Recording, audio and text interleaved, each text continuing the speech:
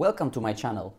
My name is Jarosław and I am a lawyer, both practitioner and academic researcher specialized in EU and Polish public procurement law and legal aspects of carrying out development policy. On my channel, I publish videos about economic law and its role in the contemporary economy. My videos are generally in Polish, but I hope to interest also English-speaking users of YouTube in the Polish perspective on contemporary economic law issues. Therefore, after a series of 2 parts, including a podcast with an invited expert, I am preparing a brief summary in English entitled The Polish Perspective. So let me give you an overview of my first series, which focused on the question, what is the function of public procurement? The answer may seem simple, but in fact it's not. This question encourages and prompts us to ask further questions. Why was public procurement law established? Why contracting authorities, entities obliged to apply public procurement law, cannot freely conclude contracts, but have to do that in competitive and transparent procedures. Poland is a member of the European Union, so the Polish public procurement law is based on the EU law. Hence, in reference to the questions that I asked, first of all, we have to remember that the main goal of the EU public procurement law directives is to ensure the effective attainment of freedom of establishment and freedom to provide services in respect of public procurement. In this regard, we can concur with Professor Sue Arrowsmith when she concludes that the definition of a contracting authority is intended to cover all entities bearing the risk of giving preferential treatment to domestic industry in their purchases. As you might expect, it includes central ministries and local authorities, the traditional forms of government power, but also the entities who are under dominant influence of government power.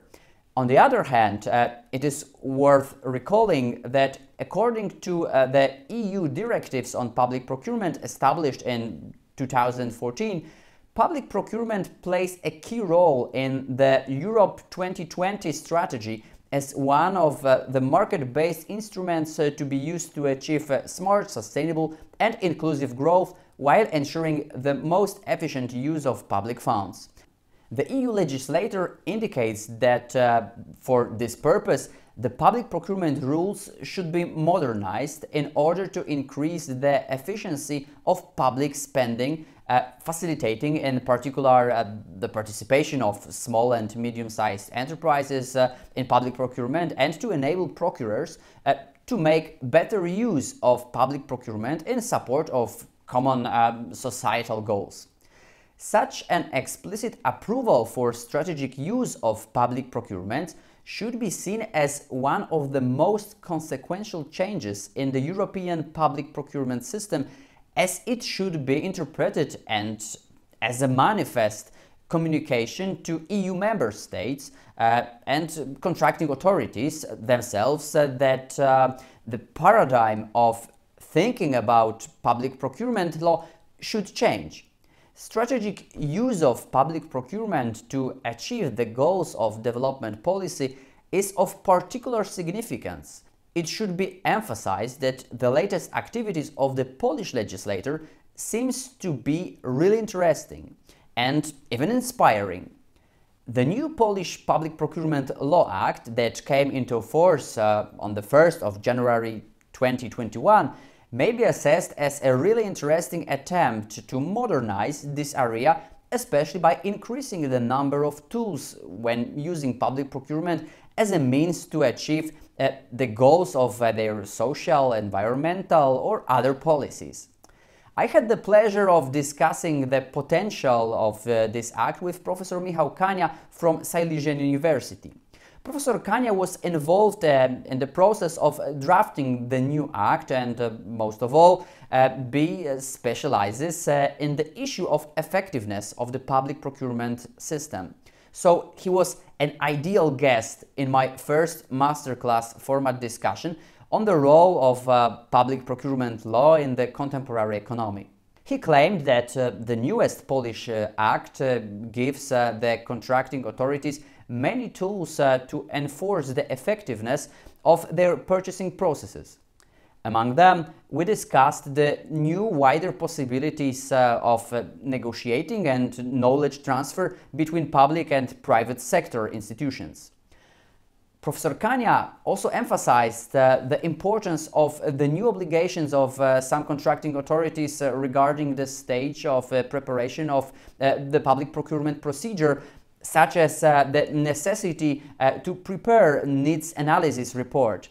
We both agreed that there is no doubt that the recent changes in the Polish law validate the thesis asserting a change in the paradigm of application of public procurement law. From the point of view of country classified as a so-called emerging market or recently emerged market, the existence of legal solutions enable the use of public procurement to achieve the goals of sustainable development policy is very important. Professor Kania and I also agreed that the newest Polish public procurement law may be assessed as a really modern legal act with enormous potential.